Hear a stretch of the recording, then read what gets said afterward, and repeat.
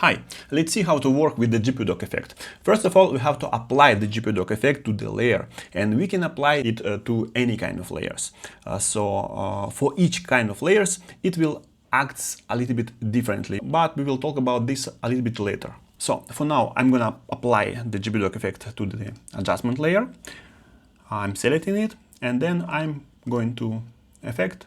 And here in the theme category, I can choose GPUDog effect, but I prefer to use Effects and Presets panel. Here in Window, Effects and Presets, I'm activating this panel, and here I'm gonna find Theme category and GPUDog effect. I just drag and drop it to adjustment layer like this.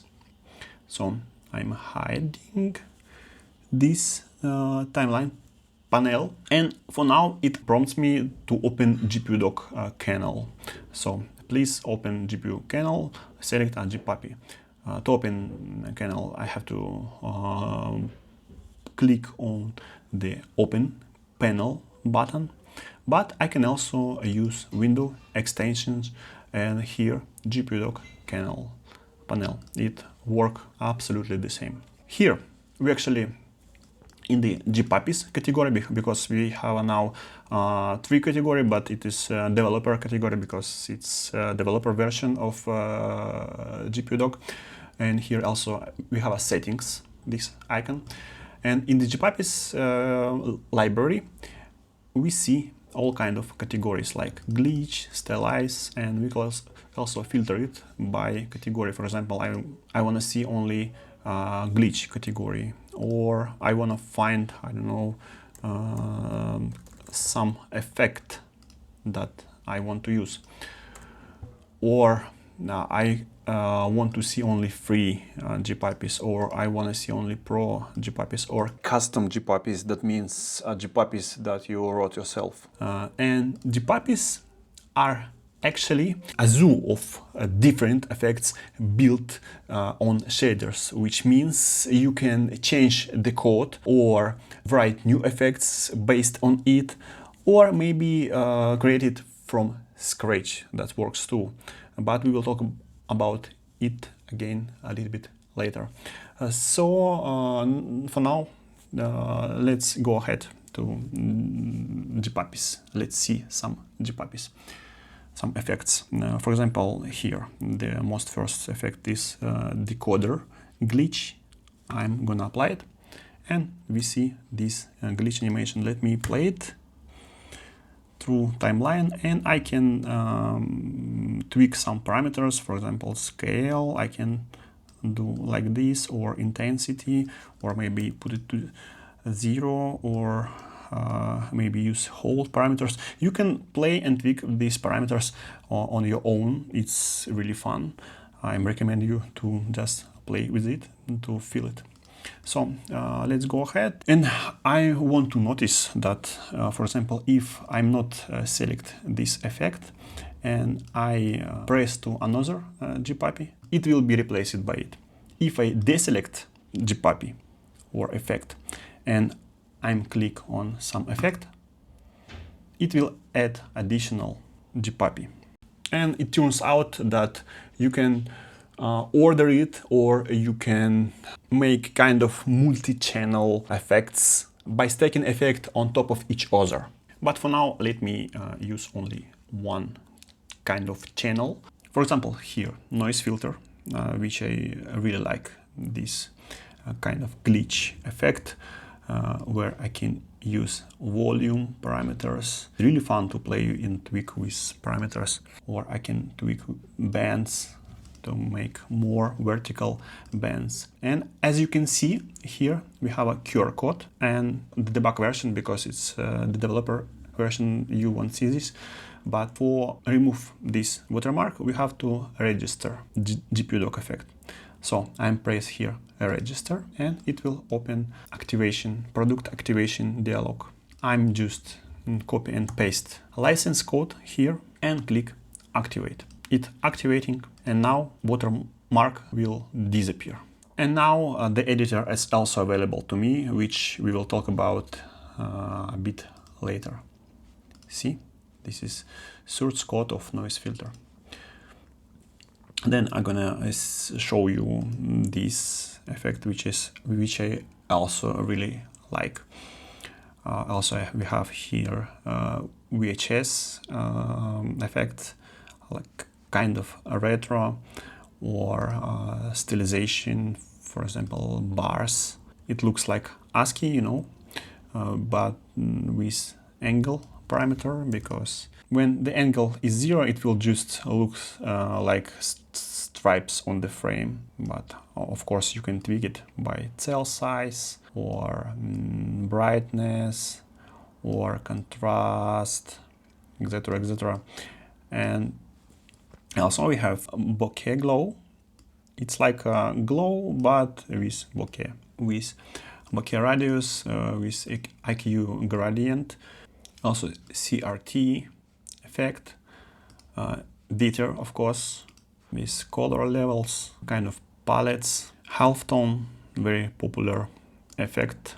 And we also have here the lens blur effect, but let me show you how to work with it, because it requires layer, like a mask of, for example, if I have this kind of mask, it will show that this must be in focus, this unfocused, but we can of course invert this.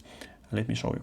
So here I'm choosing for depth map this test mask and increase blur radius like this.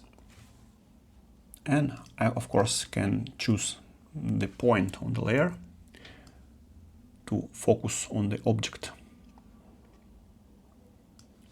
It's also might be useful for 3D renders if you have a depth map. And here we have a mate category, which works really well on text layers or shape layers. For example, let's try with this text.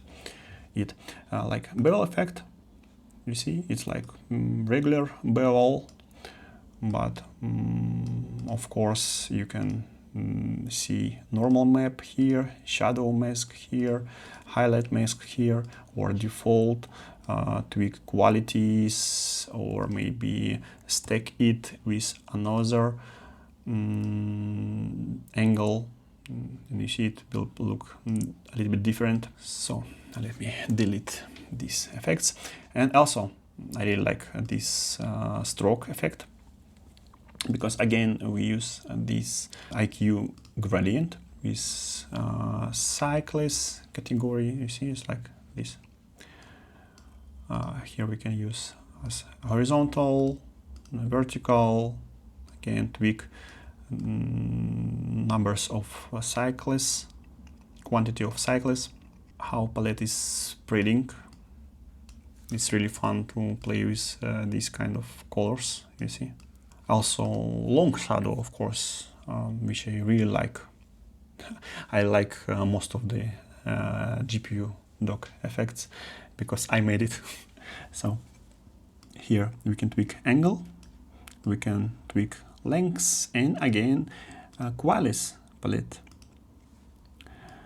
By tweaking hue, spread, again we see the same pattern of the palette. I call it Quilez palette because he introduced these mathematical palettes to the community, which many people use it and that many people love it. So me also.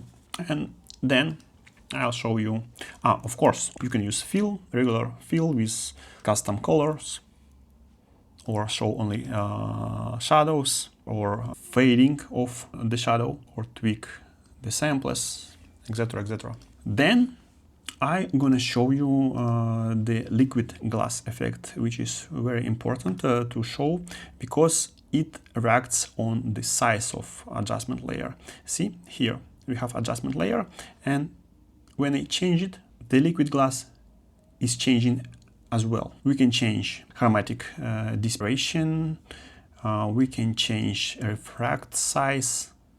Wow, you see, wow, it's really look good again. Wow, I really like it. Also, my recent effect, I call it wide me. So I'm gonna fit adjustment layer to whole composition. in order to show how to work with these kind of effects. So I can change angle, as you can see, smooth parameter, width parameter. It's really work well. For example, if you have a vertical composition, let me show you. I will make pre-composition like this, pre-compose, for example, 16 by 9, and then here let me change composition size as 1920, 1080. And in this case, it's really helpful to use WideMe shader, but we also have to put some solid below it to see the difference. And now you see, change angle like this, and we kind of expand edges of vertical layer to horizontal one. That is, instead of using the portrait resolution, we could kind of convert it to a landscape one. So you can explore the rest of the GPUppies on your own. Moreover, most probably by now you've got updated and new GPUppies on your end. I guess the most important thing here is that you can edit them GPUppies, but we will talk about that in the next video.